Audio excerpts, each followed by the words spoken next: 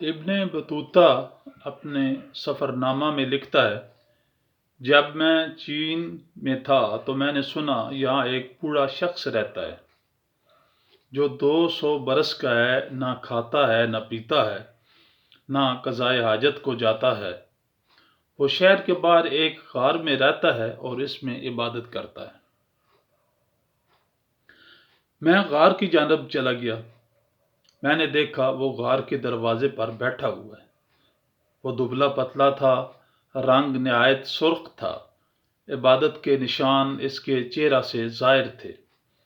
داڑھی بالکل نہیں تھی۔ میں نے سلام کیا۔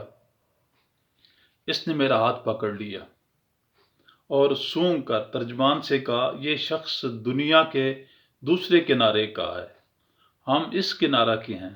پھر مجھ سے کہا، تجھے یاد ہے تجھے ایک جزیرہ میں ایک شخص ملا تھا جو 2 بتوں کے درمیان بیٹھا ہوا تھا اور جس نے تجھے 10 دینار دیے تھے؟ میں نے کہا، ہاں۔ اس نے کہا، میں وہی ہوں۔ میں ابھی اسی حیرت میں تھا کہ وہ شخص فوراً غار کے اندر چلا گیا۔ ہم نے کافی دیر اس کا انتظار کیا لیکن وہ غار سے باہر نہ نکلا۔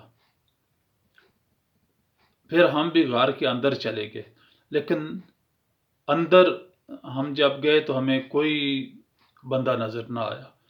باہر اس کا ایک ملازم کھڑا تھا۔ اس سے ہم نے پوچھا کہ وہ فقیر کدھر ہے؟ اس نے کہا کہ وہ فقیر اب تمہیں نہیں ملے گا، چاہے 20 سال تک انتظار کرتے رہو۔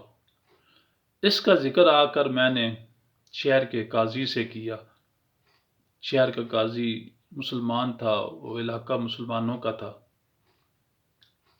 تو اس نے بتایا کہ یہ شخص عرصہ دراز سے یہاں پہ رہتا ہے، 50 سال تک یہاں سے غائب رہا اور پھر واپس آ گیا۔ بڑے بڑے لوگ اس کی زیارت کو جاتے ہیں، بادشاہ، وزیر اس کو تحفے تحائف دیتے ہیں، اور جب فقیر اور غریب لوگ اس کے پاس جاتے ہیں تو یہ انہیں مال و دولت سے نوازتا ہے، حالانکہ اس کے غار کے اندر کچھ بھی نہیں ہوتا۔ اسی طرح قاضی نے بتایا کہ ایک روز میں اس کے پاس گیا، اس نے میرا ہاتھ اپنے ہاتھ میں پکڑ لیا۔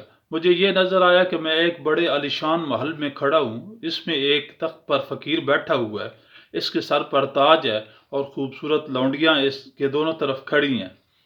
نہریں بہتی ہیں، ان میں درختوں سے پھل گرتے ہیں۔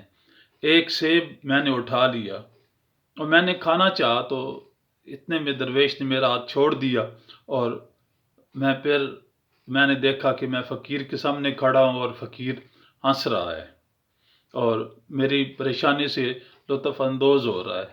اس کے بعد میں بڑا عرصہ بیمار رہا اور میں نے کبھی اس پاس جانے کا ارادہ نہ کیا۔ جب پہلے میں اس کے پاس جاتا تھا تو میں نے ایک دفعہ اسے کہا کہ نماز کا وقت ہو گیا، آئیے نماز پڑھتے ہیں۔ تو اس نے کہا، میں نہیں جانتا کہ نماز کیا ہے۔